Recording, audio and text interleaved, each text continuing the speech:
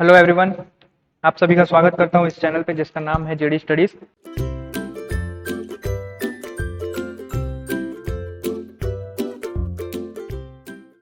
Last lecture में हमने factor affecting the length of the air gap for synchronous machine देख लिया था।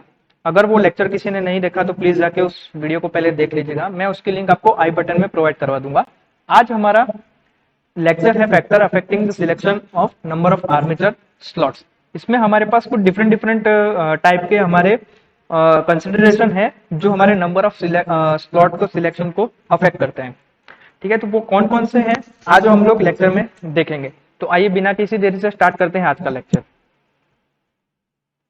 देखिए, factor affecting the selection of number of armature slot की अगर मैं बात करूं तो हमें नंबर ऑफ स्लॉट्स जो हैं वो हमें प्रॉपरली चूज करने पड़ते हैं, क्योंकि अगर हमने नंबर ऑफ स्लॉट को प्रॉपरली चूज नहीं किया तो मशीन की परफॉर्मेंस और मशीन की जो एफिशिएंसी है उस पर हमको इफेक्ट देखने को मिल सकता है। ठीक है, यानी कि इधर इसीलिए यहाँ पे लिखा हुआ है the number of slot need to be selected properly because it affect the machine performance, size and cost. ठीक है, तो ये चीज हमें ध्यान रखनी है।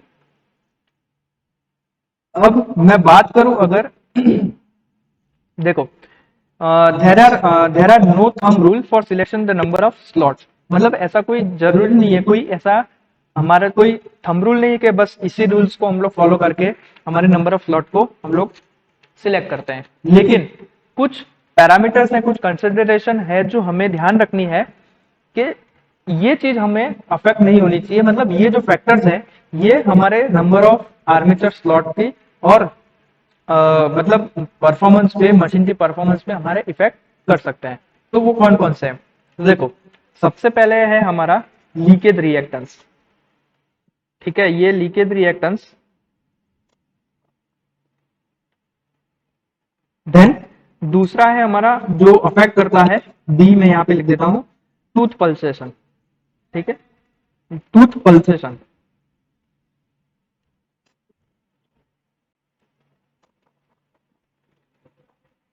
देन तीसरा है हमारा flux density. Flux density in iron. Then चौथा है हमारा बैलेंस वाइंडिंग। देन पांचवा है हमारा हॉट स्पॉट टेम्परेचर।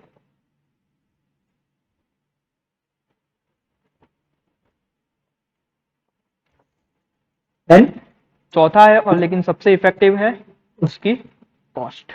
ये हमारा हॉट है, HOT, हॉट स्पॉट टेम्परेचर।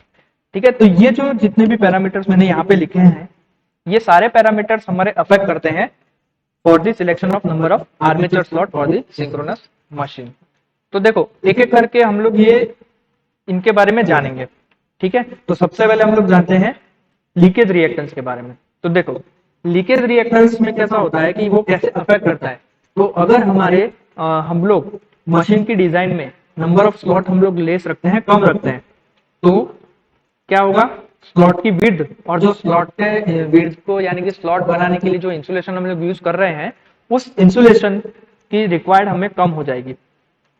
ठीक है, तो इसके कारण क्या होगा कि जो हमारा लीकेज फ्लक्स है उसको हमारा स्मॉल पाथ प्रोवाइड हो जाएगा थ्रू दी एयर गैप, जो हमारा लीकेज फ्लक्स को इंक्रीज कर देगा।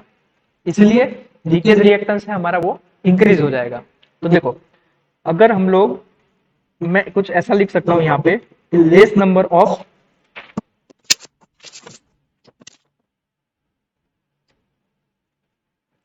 देखो अगर मैं कुछ ऐसा सिलेक्ट करता हूं, less number of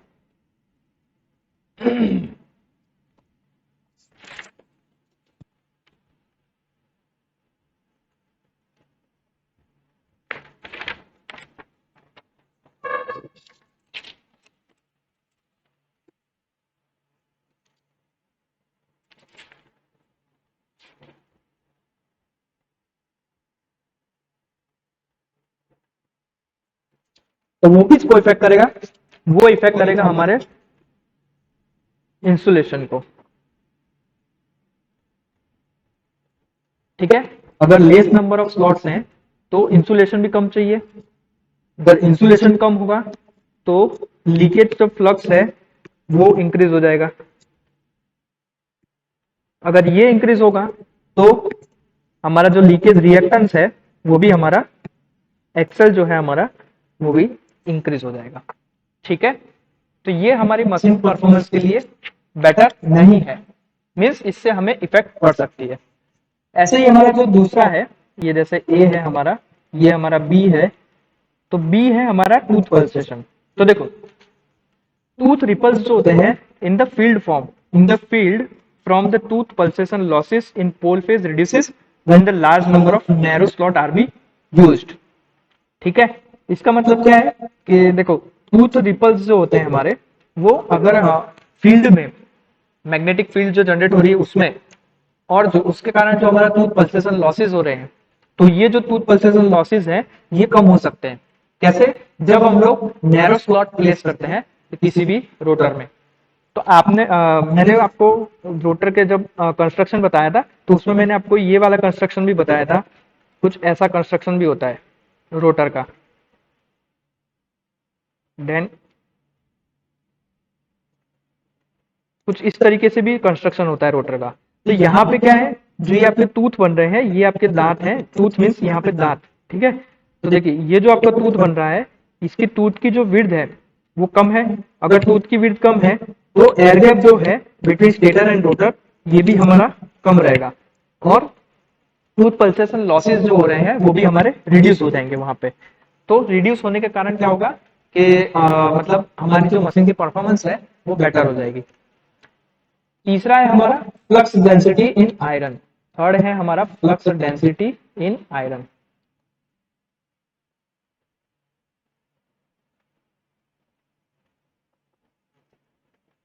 flux density in iron.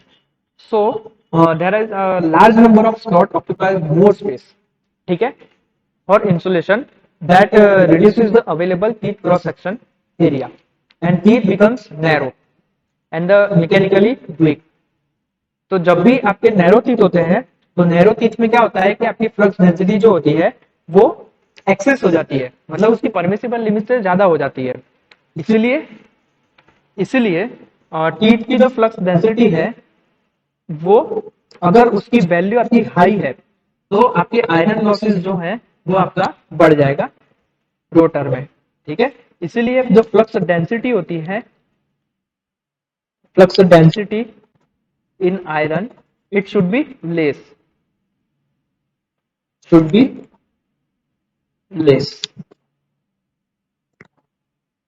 ये आपको ध्यान रखना है। ठीक है, टूथ पल्सेशन जो है आपका वो भी आपका कम होना चाहिए, और जो लीकेज रिएक्टेंस है वो भी आपका कम होना चाहिए। तो ये सारे पैरामीटर्स जो हैं ये हमें ध्यान रखने पड़ते हैं जब भी हम रोटर स्लॉट को सिलेक्शन करते हैं तब। ठीक है,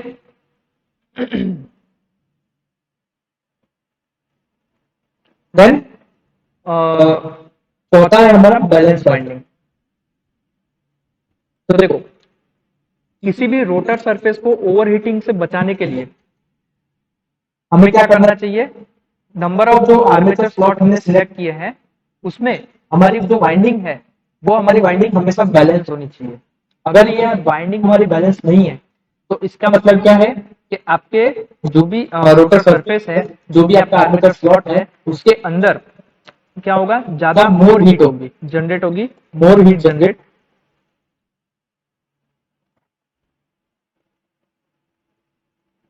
ठीक है, और ये अगर ज्यादा हीट जनरेट होगी तो क्या होगा, हमारा सिंपल लॉसेस बढ़ जाएंगे।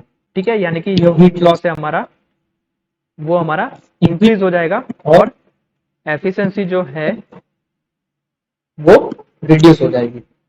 ठीक है, तो ये बैलेंस वाइंडिंग भी एक हमारा पैरामीटर है जो हमारा अफेक्ट करता है किसी भी आर्मेचर स्लॉट को सिलेक्ट करने के लिए। फिर है हमारा हॉटस्पॉट टेम्परेचर। तो देखो जब भी लार्ज नंबर ऑफ स्लॉट हम लोग यूज करते हैं तो उसमें क्या है, लेस कंडक्टर पर स्लॉट हमारा होता है ऑलवेज, हमेशा, ताकि क्या हो सके कि जो दो कंडक्टर के बीच की डिस्टेंस है वो हम लोग थोड़ी ज्यादा रख सके स्लॉट में, और जो एयर का सर्कुलेशन है वो ज्यादा हो सके, और जो मशीनें हैं आपकी वो जल्दी ठंडी हो सके, इसीलिए हम लोग क्या करते हैं कि लार्ज नंबर ऑफ स्लॉट हम लोग यूज करते हैं। ठीक है, तो large number of slot use करने के कारण क्या है, ताकि it reduces the occurrence of internal hotspot temperature. Hotspot का मतलब क्या है, आपका एक ही जगह पे आपका टेम्परेचर बढ़ता जाएगा और बढ़ता जाएगा बढ़ता जाएगा बढ़ता जाएगा, और आपका वहां से उस टेम्परेचर से जो आपका कंडक्टर है वहां से आपका ब्रेक होने की संभावना रहती है। इसलिए हॉटस्पॉट टेम्परेचर भी एक क्या है, हमें ध्यान रखने की चीज है कि वहां से भी हमारा ये जो पैरामीटर है ये भी हमारा अफेक्ट करता है किस चीज को, हमारे स्लॉट को चूज करने में। ठीक है, तो ये हो गया हमारा हॉटस्पॉट टेम्परेचर। देन इसके सबसे मेन चीज है हमारी कॉस्ट। मेन चीज है हमारी कॉस्ट। तो अगर हम लोग larger number of slot use करते हैं तो हमें ज्यादा नंबर ऑफ कॉइल्स चाहिए होगी वाइंडिंग करने के लिए, और इंसुलेशन भी उतना ज्यादा लगेगा, और हमारी जो इंस्टॉलेशन कॉस्ट है वो भी हाई होगी। देखो, नंबर ऑफ वाइंडिंग अगर आपकी बढ़ेगी तो इन शॉर्ट सिंपल है, आपका कॉपर भी बढ़ेगा, कॉपर की जो वैल्यू है वो भी बढ़ेगी, और कॉपर के अगर आपकी वैल्यू बढ़ जाती है तो इन शॉर्ट में आपका जो कॉस्ट है, मशीन बनाने की कॉस्ट है, वो आपकी हाई हो जाती है। ठीक है, तो ये थे फैक्टर्स जो अफेक्ट करते हैं हमारे selecting the number of slots in synchronous machine. तो कुछ गाइडलाइंस है, देखिए यहाँ पे मैंने गाइडलाइंस आपके लिए लिखी हुई है। ये गाइडलाइंस क्या है, guidelines for selection of number of armature slot. तो देखो, सबसे पहली गाइडलाइन क्या है कि आपकी स्लॉट पिच जो है, स्लॉट पिच मींस टाउ। ठीक है, ये स्लॉट पिच की वैल्यू है, ये हमारी होनी चाहिए 25 से 60 mm के बीच के अंदर। ठीक है, स्लॉट पिच जो है आपकी लेस देन और इक्वल टू 25 mm कब होगी, जब आप लो वोल्टेज मशीन को डिजाइन कर रहे होंगे तब। सिमिलरली लेस देन और इक्वल टू 40 mm कब होगी, जब आप 6 kV तक की मशीन डिजाइन कर रहे होंगे, तब आपके स्लॉट पिच की वैल्यू यानी कि टाउ की वैल्यू आपकी इतनी होनी चाहिए। देन स्लॉट पिच की वैल्यू आपकी लेस देन और इक्वल टू 60 mm कब होनी चाहिए, जब आप 15 kV तक मशीन को डिजाइन कर रहे हैं तब। इन शॉर्ट, ये जो लार्ज मशीन है ये आपकी क्या है, लार्ज मशीन है। अगर आप लार्ज मशीन डिजाइन कर रहे हैं तो स्लॉट पिच की वैल्यू आपकी क्या होनी चाहिए, लेस देन और इक्वल टू 60 mm तक। ठीक है, और एक चीज और कंसिडर करनी है, स्लॉट पर पोल पर फेस, ये चीज भी कंसिडर करनी है। तो हमारे स्लॉट पर पोल पर फेस कितना होना चाहिए, 3 to 4 for salient pole machine और 7 to 9 फॉर टर्बो अल्टरनेटर। ठीक है, और ये जो स्लॉट पर पोल पर फेज है आपका, ये आपके फ्रैक्शनल नंबर में भी हो सकते हैं, ताकि क्या हो सके, आपके मैग्नेट आपके जो हायर ऑर्डर हार्मोनिक्स है उसके मैग्नीट्यूड को रिड्यूस किया जा सके। तो जो स्लॉट है उसके आपका जो फ्रैक्शनल नंबर में भी आप यूज कर सकते हैं, स्लॉट पर पोल पर फेस। ठीक है, देन स्लॉट की जो लोडिंग है, ये स्लॉट की लोडिंग आपकी 1500 एम्पियर से ज्यादा एक्सीड नहीं होनी चाहिए, ये आपको ध्यान रखना है। ठीक है, सो नंबर ऑफ कंडक्टर पर slot must be even integer. ठीक है, with a double layer winding. तो ये कुछ आपकी गाइडलाइंस है जब आप आर्मेचर स्लॉट्स को सिलेक्ट करते हो। जब भी आप नंबर ऑफ आर्मेचर स्लॉट को सिलेक्ट करते हो तब आप ये चीजें ध्यान रखते हो। सबसे पहले क्या है, स्लॉट पिच आपकी 25 mm से लेकर 60 mm के बीच में होनी चाहिए। लेस देन 25 mm कब होगी, जब आप लो वोल्टेज मशीन डिजाइन कर रहे हैं तब। लेस देन 40 mm कब होगी आपकी, जब आप 6 kV तक की मशीन आप डिजाइन कर रहे हैं, मींस मीडियम साइज की मशीन। देन स्लॉट पिच आपकी लेस देन और इक्वल टू 60 mm कब होगी, जब आप 50 kV 15 kV तक की मशीन आप डिजाइन कर रहे हैं, यानी कि लार्ज मशीन। ठीक है, और एक दूसरा स्लॉट पिच के अलावा आपको ध्यान रखना है, स्लॉट पर पोल पर फेस, इसकी वैल्यू आपकी 3 से लेकर 4 के बीच में होनी चाहिए फॉर सेलियंट पोल मशीन, और 7 से लेकर 9 के बीच में होनी चाहिए फॉर टर्बो अल्टरनेटर। ठीक है, और हायर ऑर्डर हार्मोनिक के जो मैग्नीट्यूड है उसको रिड्यूस करने के लिए हम लोग स्लॉट पर पोल पर फेस हम लोग क्या करते हैं, फ्रैक्शनल नंबर में भी यूज करते हैं। ठीक है, और स्लॉट की जो लोडिंग है आपकी, उस एक स्लॉट की लोडिंग आपकी 1500 एम्पियर से एग्जिट नहीं करनी चाहिए। ये चीजें आपको ध्यान रखनी है जब भी आप आर्मेचर स्लॉट को जब भी आप सिलेक्ट करते हैं तब। ठीक है, तो ये था हमारा आज का लेक्चर। और देखिए, ये जो ऊपर के मैंने सारे पॉइंट्स लिखे हैं, ये जो ऊपर वाले जो मैंने आपको पॉइंट बताए, ये सब पॉइंट्स कंसिडर करते हुए हमारे जो सेलियंट पोल मशीन है, ठीक है, उसके लिए हमारा स्लॉट पर पोल पर फेस कितना हो सकता है, 3 से 4, और टर्बो अल्टरनेटर के लिए 7 से 9।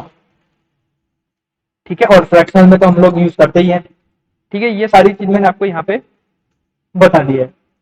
ठीक है, सो आज का ये था हमारा लेक्चर। तो आप इस वीडियो को लाइक कर दीजिएगा, चैनल को सब्सक्राइब कर दीजिएगा और बेल आइकन पे भी प्रेस कर दीजिएगा, ताकि नया वीडियो आते ही उसकी नोटिफिकेशन आपके नोटिफिकेशन बार में आ जाए। मिलते हैं हम लोग नेक्स्ट लेक्चर में, तब तक के लिए जय हिंद।